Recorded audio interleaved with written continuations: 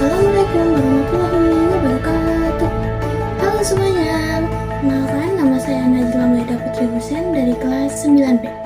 Di sini saya akan menjelaskan isi dari bab 4 tentang kerjasama dunia bagian. Nah, bagian pertama ada tentang bumi dengan luas permukaan kurang lebih 510 juta kilometer. 70,8%-nya adalah lautan dan 29,2%-nya adalah daratan. Sepertiga daratan digunakan untuk sektor pertanian.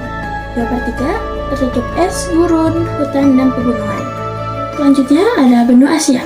Menurut astronomi, luas wilayahnya mencapai 44.579 km persegi atau dengan setara 30% dari total daratan di bumi.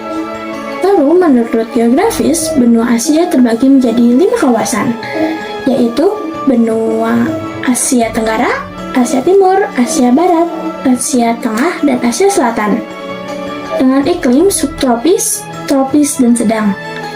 Di benua Asia juga ada sungai dan lautan, yaitu sungai terpanjang yaitu Sungai Yangtze yang dengan panjang 6.300 km dan Sungai Kapsia dengan luas 371.000 km persegi. Flora dan fauna di benua Asia juga banyak loh. Ada seperti kaktus, bambu, magnia, dan heterogen untuk floranya. Dan faunanya ada unta, gazel, kucing, jagal, singa, keledai, panda, harimau, gajah, dan orangutan. Dalam perekonomian, sektor pertanian, perkebunan, tambang, dan sumber daya laut sangat berpengaruh bagi perekonomian di benua Asia loh. Dengan populasi 4.719.588 jiwa atau 59,36% populasi dunia ada di Asia Afrika. Di benua Afrika, menurut astronomi, luas benua Afrika sekitar 3.370.000 km persegi. Dengan geografis di benua Afrika terbagi menjadi 5, yaitu Afrika Utara, Afrika Barat, Afrika Timur, Afrika Tengah, dan Afrika Selatan, dengan iklim tropis dan subtropis. Di benua Afrika terdapat Sungai Nil dengan panjang 6.695 km dengan flora dan fauna yang beragam. Dengan flora seperti tumbuhan baku, semak, kayu sabana, semak belukar, dan juga flora dan faunanya seperti singa, harimau, gajah, dan badak. Perekonomian di sana ada sektor pertanian, perkebunan, tambang, dan perikanan yang sangat mempengaruhi perekonomian di benua tersebut. Dengan populasi 478.458 juta jiwa atau setara 18,24% populasi di Amerika Utara. Menurut astronomi, luas Amerika Utara mencapai 24.709 km persegi. Nah, menurut geografis, Amerika Utara berbatasan dengan Samudra Atlantik di utara, Samudra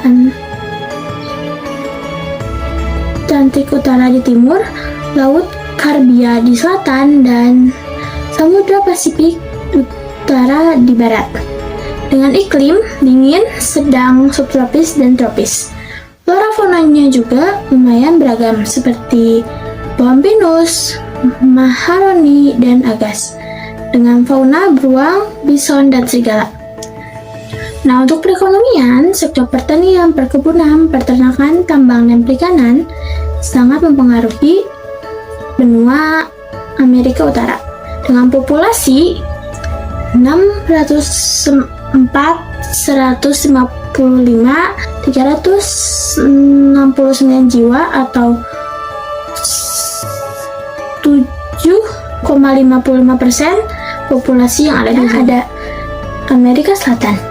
Menurut astronomi, luas Amerika Selatan mencapai 17.840.000 km. Dan menurut geografis, Amerika Selatan berada di antara Samudra Pasifik dan Atlantis dan terhubung ke Amerika Utara melalui easternmost of Panama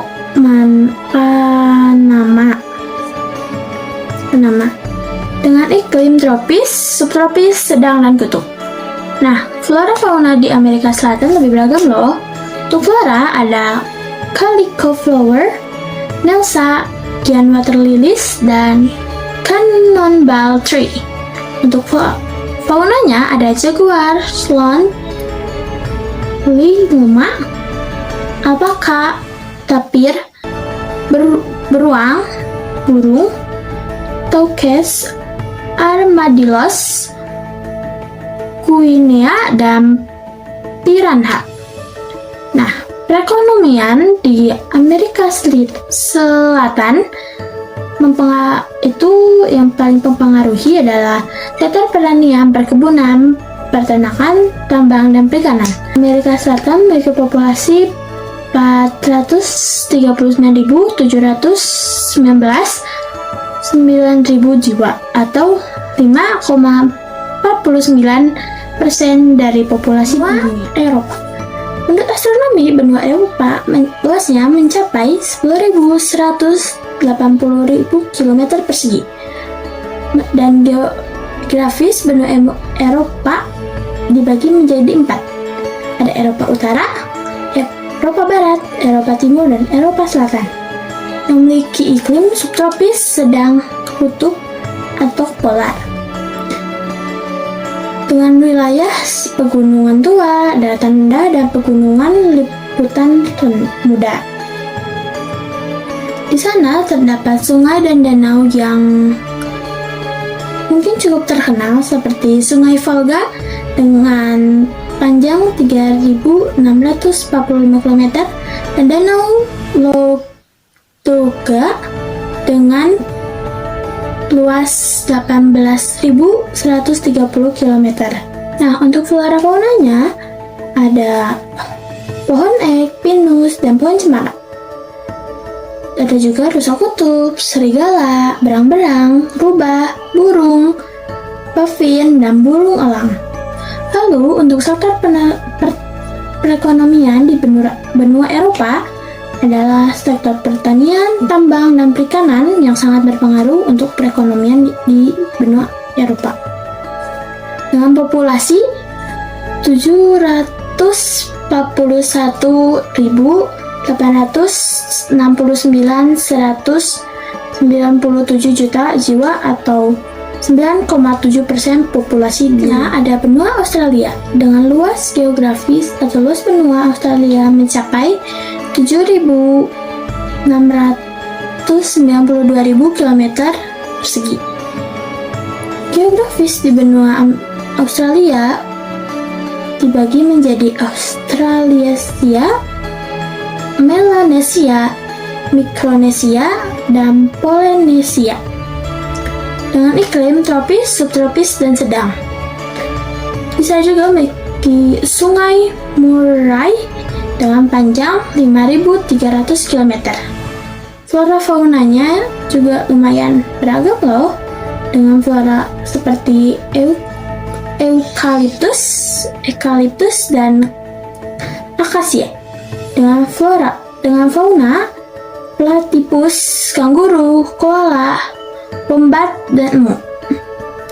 Dalam sektor perekonomian, sektor perkebunan, tambang, dan perikanan sangat mempengaruhi perekonomian di benua Australia. Populasi di benua Australia mencapai 26.602.796 jiwa atau setara 0,33% populasi di dunia. Kita akan membahas tentang persebaran awal manusia. Menurut antropologi Ragawi, nenek moyang Homo sapien berevolusi menjadi manusia modern sekitar 200.000 tahun yang lalu di Afrika. Persebaran manusia modern memiliki jalur selatan merupakan jalur yang paling sesuai menurut studi genetik dan data arkeologi loh. Arah penyebarannya seperti arah timur atau ke Asia diperkirakan 50.000 tahun yang lalu, arah tenggara atau Oseania diperkirakan 40.000 tahun yang lalu, dan mencapai Eropa sekitar 40.000 tahun yang lalu dan menggantikan populasi Neanderthal yang tinggal di sana. Untuk migrasi mengawali sejarah kehidupan baru di wilayah yang didatangi, baik berpenghuni maupun tidak berpenghuni, dan menciptakan sejarah hunian baru. Interaksi dan adaptasi adalah dua hal yang saling berhubungan. Jika terjadi interaksi, maka akan adanya adaptasi yang terjadi saat melakukan interaksi tersebut. Evaluasi manusia pasti akan berevolusi dengan baik maupun fisik ataupun budaya. Proses evaluasi tidak bisa terjadi secara cepat loh, tapi terjadi secara perlahan dan membutuhkan waktu yang lama. Kita akan bahas tentang keberagaman masyarakat di dunia. Menurut budayanya, geografis mempengaruhi keberagaman budaya, antara lain isolasi grafis, iklim, dan letak geografis tersebut. Keberagaman budaya mempengaruhi bahasa, suku, dan agama. Bahasa. Menurut bahasa, terdapat 8.324 bahasa yang didokumentasikan di seluruh dunia. Dan ada sekitar 7.000 diantaranya yang masih bertahan loh. Dengan negara yang paling banyak menggunakan bahasa adalah Papua Nugini dengan 840 bahasa, Indonesia dengan 711 bahasa, Nigeria dengan 517 bahasa, India dengan 456 bahasa, Amerika Serikat dengan 328 bahasa, Australia dengan 312 bahasa, Tiongkok dengan 309 bahasa, Meksiko 292 bahasa, Kamerun dengan 274 bahasa, dan terakhir adalah Brazil 221 bahasa. Nah, bahasa yang paling banyak digunakan adalah bahasa Inggris dan Mandarin. Menurut suku bangsa di benua Asia ada bangsa Mongoloid, Melayu, Dravida, dan Kaukasoid. Di benua Amerika ada keturunan Eropa, Indian, Afrikan, dan ras campuran seperti Mestizo dan Asia. Di benua Eropa, Nordik atau Germania, Slavia, Mediterania, Turki, dan Mongolia. Di benua Afrika ada suku Negroid, Hamid, Semit, Hottentot, Pygmy, dan Eropa. Dan terakhir di benua Australia ada suku Aborigin Eropa dan Asia. Bahkan di Indonesia ada sekitar 1.300 suku loh. Banyak sekali bukan? Agama yang diakui di dunia atau yang ada di dunia ada Islam, Katolik, Kristen Protestan, Hindu, Buddha, dan Konghucu. Saya akan membahas tentang perkembangan kerjasama dunia. Awal interaksi dan kerjasama. Pada umumnya, pusat peradaban kuno dunia tumbuh dan berkembang di lembah-lembah di tepi sungai. Misalnya, pada peradaban Mesopotamia 5000 sampai 330 sebelum Masehi. Mesir kuno pada tahun 3100 sampai 402 sebelum Masehi. Lembah Sungai Indus pada tahun 2800 sampai 1800 sebelum Masehi. Dan juga pada peradaban Tiongkok kuno atau Lembah Sungai Kuning pada tahun 1750 sampai 206 sebelum Masehi. Masyarakat Lembah Indus juga menjalani hubungan dengan masyarakat Mesir dan Kreta melalui Sumeria. Pada tahun 1877 oleh ahli geologi Jerman Ferdinand von Richthofen, Jalan Sultan pertama kali dibuat untuk transportasi lautan dan daratan. Jalur ini melewati 3 benua besar, yaitu Eropa, Asia, dan Afrika, dan juga berkontribusi terbesar terhadap pembangunan berkelanjutan, serta mendorong ekonomi dan sosial negara melalui pertukaran barang, jasa, budaya, dan teknologi. Pada awal abad ke-15 sampai pertengahan abad ke-17, pertemuan The Age of Discovery atau eksplorasi ditandai dengan dimulainya perdagangan rempah-rempah, eksploitasi sumber daya emas dan perak di Amerika. Hal ini berkaitan dengan globalisasi sebagai proses meningkatnya keterkaitan manusia, sehingga peristiwa yang terjadi di bagian dunia lain dengan cepat berpengaruh pada masyarakat di bagian lain melalui peristiwa politik, ekonomi, budaya, dan sosial saling berhubungan. Selanjutnya adalah kerjasama internasional. Hubungan internasional mencakupi seluruh interaksi yang berkompleks mengenai hubungan-hubungan budaya, ekonomi, hukum, militer, politik, dan sosial dari semua negara. Kerjasama internasional adalah hubungan yang dilakukan suatu negara dengan negara lain yang bertujuan agar kebutuhan rakyat dan kepentingan negaranya dapat terpenuhi, yang mencakup politik sosial, pertahanan, dan keamanan, budaya, ekonomi, serta politik luar negeri. Kerjasama atau kolaborasi terjadi karena adanya keberagaman masalah nasional, regional, maupun global. Kerjasama internasional seharusnya dapat mempererat persahabatan antar negara, mendorong ahli teknologi, dan meningkatkan pertumbuhan ekonomi terkait. Konsepsi. Setiap keputusan yang diambil diarahkan untuk tujuan bersama dengan pemikiran rasional bagi setiap pihak. Kerjasama menghasilkan keuntungan atau imbalan yang tidak harus sama besar maupun sama jenis, tapi harus bersifat timbal balik. Berikut adalah bentuk-bentuk kerjasama. Yang pertama adalah letak geografi.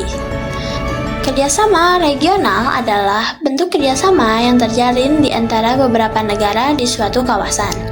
Sedangkan kerjasama antar regional adalah bentuk kerjasama antar negara-negara di suatu kawasan dan kawasan lainnya di dunia. Lalu, kerjasama internasional merupakan bentuk kerjasama antar negara dari berbagai belahan dunia. Yang kedua, berdasarkan jumlah negara peserta. Kerjasama multilateral adalah bentuk kerjasama yang mengikut sertakan beberapa negara. Sedangkan kerjasama bilateral adalah kerjasama yang terjalin antar dua negara. Yang ketiga, kesamaan tujuan. Dan yang keempat, persamaan lapangan usaha. Lalu di sini aku akan menjelaskan tentang lembaga kerjasama. Lembaga kerjasama di dunia ada 4, yaitu ASEAN, Uni Eropa, PBB atau Perserikatan Bangsa-Bangsa, dan G20. ASEAN atau Association of Southern Asian Nations merupakan organisasi geopolitik dan ekonomi dari 10 negara di Asia Tenggara. Pada Agustus 1990, 1967, ASEAN digagas oleh Indonesia, Malaysia, Filipina, Singapura, dan Thailand. Kemudian disusul oleh Brunei Darussalam, Myanmar, Kamboja, Laos, dan Vietnam, yang bertujuan untuk meningkatkan pertumbuhan ekonomi, sosial, dan budaya di antara negara-negara anggota, menjaga perdamaian dan stabilitas kawasan, serta sebagai forum untuk menyelesaikan berbagai masalah negara anggota secara damai. Ada tiga pilar utama ASEAN, yaitu ASEAN Politik Security Community untuk mewujudkan kondisi politik antara negara ASEAN yang harmonis serta menegakkan ancaman-ancaman di luar ASEAN. Lalu ada ASEAN Economy Community untuk meningkatkan daya saing ASEAN dalam ketatnya persaingan global. Dan terakhir ada ASEAN Social Cultural Community bertujuan untuk menciptakan harmonisasi hubungan antara negara ASEAN dengan mengenalkan budaya setiap negara ASEAN. Selanjutnya ada Uni Eropa. Uni Eropa merupakan sebuah organisasi antara pemerintah dan supranasional yang beranggotakan terdiri dari negara-negara Eropa seperti Australia, Belanda, Belgia, Bulgaria, Republik Ceko, Denmark, Estonia, Finlandia, Jerman, Prancis, Hungaria, Irlandia, Italia, Kroasia, Latvia, Lituania, Luxembourg, Balman, Polandia, Portugal, Rusia, Siprus, Slovakia, Slovenia, Spanyol, Swedia, dan Yunani, yang didirikan pada 1992.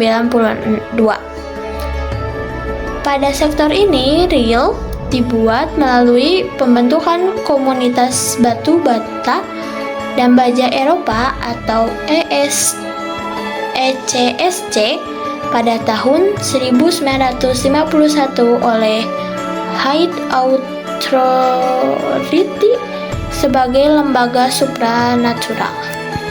Pada tahun 1957, MEE atau Masyarakat Ekonomi Eropa dibentuk dan menjadi institusi regional yang fokus pada aktivitas ekonomi di kalangan negara-negara anggota dan pada mitra integrasi Eropa. Poin penting MEE adalah the Common Commercial Policy.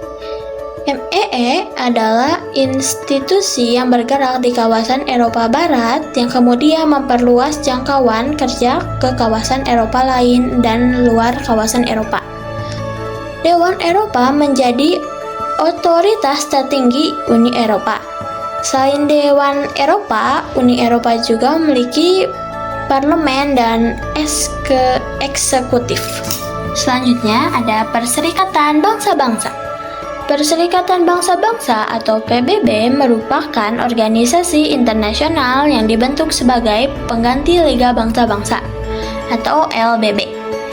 Disebabkan oleh tenaga lain LBB dalam mewujudkan perdamaian dan kerjasama dunia untuk menangani isu-isu universal. Dari pernyataan dukungan terhadap Atlantic Charter dan penandatanganan The Declaration by United Nations pada 1 Januari 1942, Mario de Posisi dia diikuti dengan penyelenggaraan United Nations Conference of International Organization di Francisco pada 25 April sampai 26 Juli 1945. 24 Oktober 1945, PBB resmi terbentuk. Dengan Dewan Keamanan PBB adalah Prancis, Tiongkok, Uni Soviet, Inggris, dan Amerika Serikat.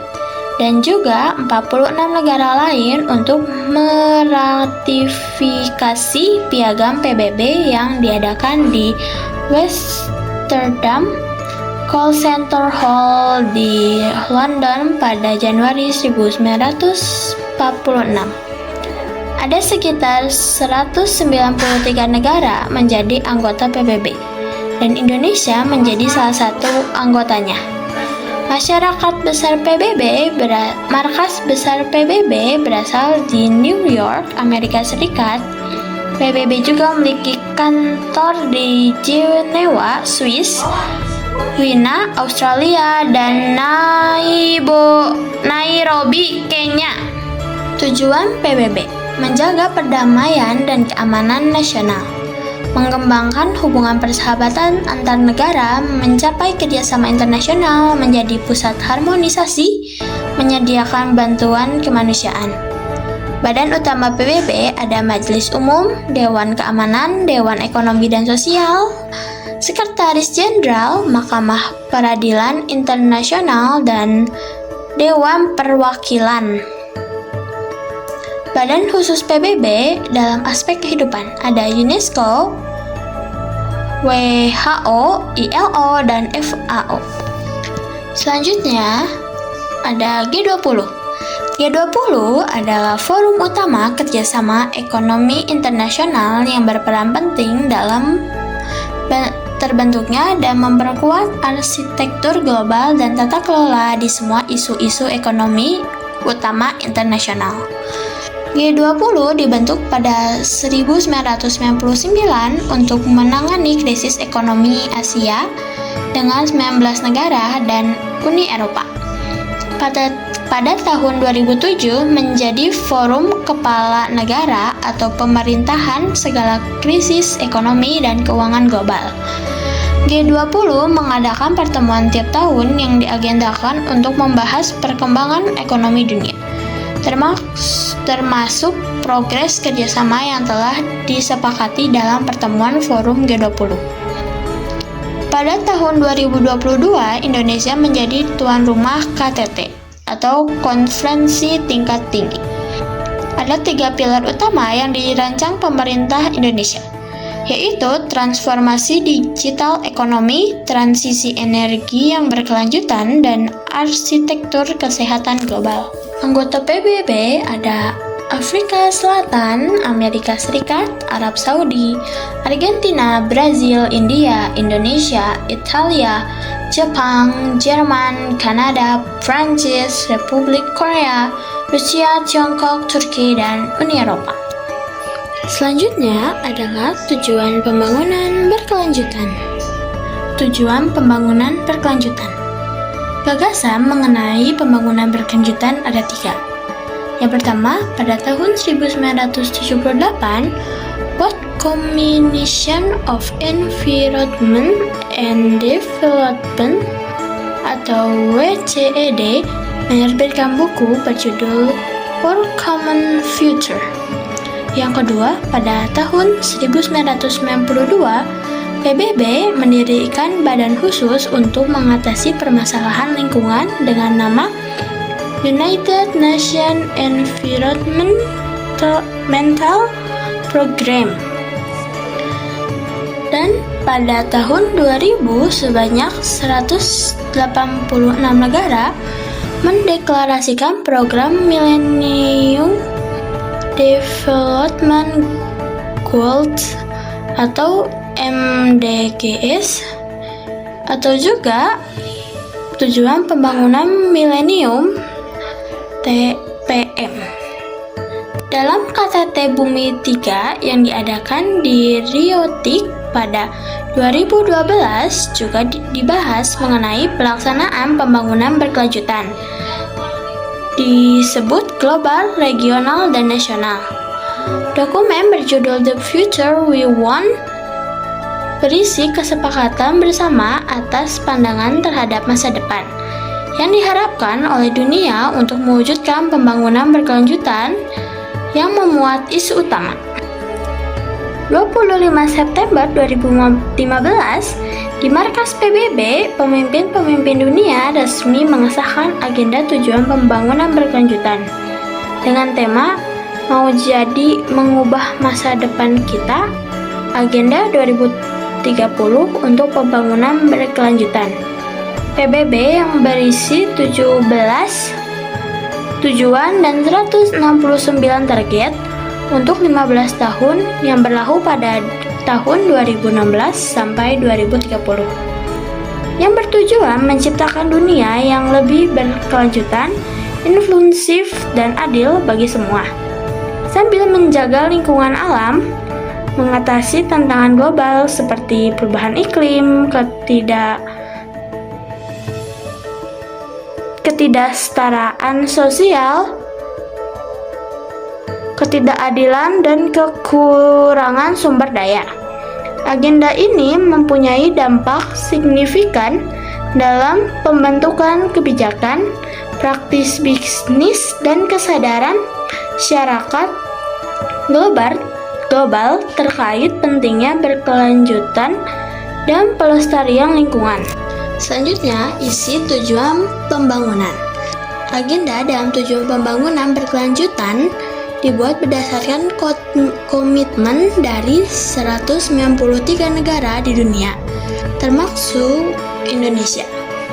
Semua poin penting tersebut tidak berdiri sendiri, tetapi saling berkaitan dan terintegrasi, yang di dalamnya memuat 189 target dengan total 248 indikator. Pelaksanaan agenda TPB di Indonesia diatur melalui Perpres Republik Indonesia Nomor 111 Tahun 2022 tentang pelaksanaan pencapaian tujuan pembangunan berkelanjutan. TPB dilaksanakan dengan melibatkan banyak pihak, baik pemerintah, tingkat nasional maupun daerah, serta kelompok-kelompok masyarakat. TPB memiliki 3 prinsip dasar. Yang pertama, prinsip university, yaitu mendorong penerapan agenda TPB di seluruh wilayah Indonesia. Yang kedua, prinsip integration, bermakna bahwa pelaksanaan agenda TPB harus terintegrasi dan saling berkait antara dimensi ekonomi, sosial, lingkungan, serta hukum dan tata kelola. Yang ketiga, prinsip no one left behind, berarti tidak ada seorang pun yang tertinggal. Bermakna bahwa pelaksanaan agenda TPB harus berkomitmen untuk melibatkan semua pihak dalam negara tanpa terkecuali dan memberikan manfaat bagi semua masyarakat secara merata. TPB memiliki 17 poin penting. Yang pertama, tanpa kemiskinan. Yang kedua, tanpa kelaparan. Yang ketiga, kehidupan yang sehat dan sejahtera. Yang keempat, pendidikan yang berkualitas. Kelima, kesetaraan gender. Keenam, air bersih dan sanitasi yang layak. Ketujuh, energi bersih dan terjangkau. Kedelapan, pekerjaan yang layak dan pertumbuhan ekonomi. Kesembilan, industri, inovasi, dan infrastruktur. Yang kesepuluh, berkurangnya kesenjangan. Yang ke-11, kota dan pemukiman yang berkelanjutan. 12, konsumsi dan produksi yang bertanggung jawab. 13, penanganan perubahan iklim. 14, ekosistem lautan. 15, ekosistem daratan. 16, perdamaian, keadilan, dan kelembagaan yang tangguh. Dan terakhir, ke-17, kemitraan untuk mencapai tujuan. Mungkin cukup sekian penyampaian materi yang bisa saya sampaikan dengan isi bab 4 tentang kerjasama dunia, bagian A, B, dan C. Maaf jika ada salah kata atau keliruan informasi. Saya tutup dengan Assalamualaikum warahmatullahi wabarakatuh.